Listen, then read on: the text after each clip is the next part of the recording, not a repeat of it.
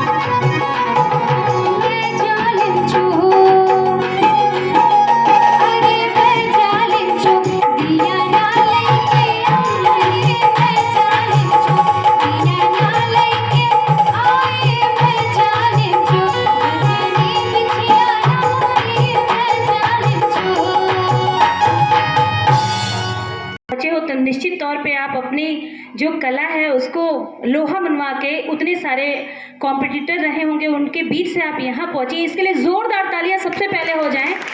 और दूसरी बात ये कि आप सेमीफाइनल में पहुँच चुके हैं, तो आपको सबसे पहले ये बहुत ध्यान देना ज़रूरी है कि आपका स्केल, क्योंकि म्यूजिशियन एकदम आप सडन हम भी बोल रहे हैं, सडन आपको भी गाना पड़ रहा है, सडन उनको भी लेना पड़ रहा है, तो आपको अपना स्केल ज़रूर बताना चाहिए और ये कमी ना रह जाए, क्योंकि आप इसी से आगे बढ़ने वाले हो और के बनी माटी के लाल घोषित होने वाले हो, है ना।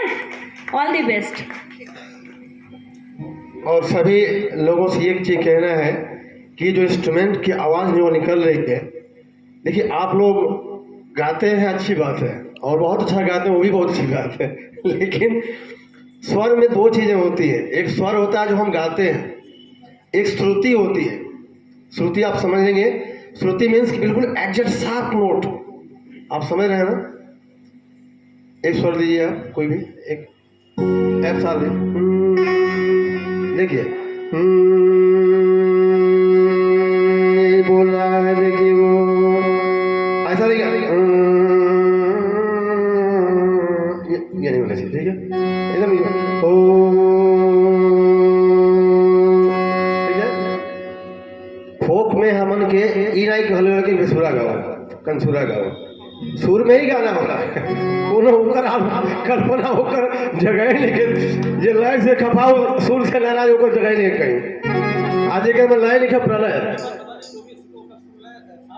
हाँ बिल्कुल, अब आप इत्मीनान से आइए, 1 मिनट के लिए समय ले लीजिए, अपना स्केल बता दीजिए और घबराइए नहीं, बिल्कुल अच्छे से गाएंगे तो आपका प्रदर्शन अच्छा होगा, ठीक है ना। हमारे गांव में को राली भौजाई गाँव में वो हम आपको गाना सुन के बड़ा खुश हो गए, तो कहेंगे अरे कमई बना तखई बका, अरे घेवड़वा ये बालम। क्या बात। देखिए सब गांव की फोक है, मतलब हम लोग लिखते हैं अरे कमई बना तखई बका, अरे घेवड़वा ये बालम, कमई बना तखई बका, घेवड़वा ये बालम, कमई बना तखई बका,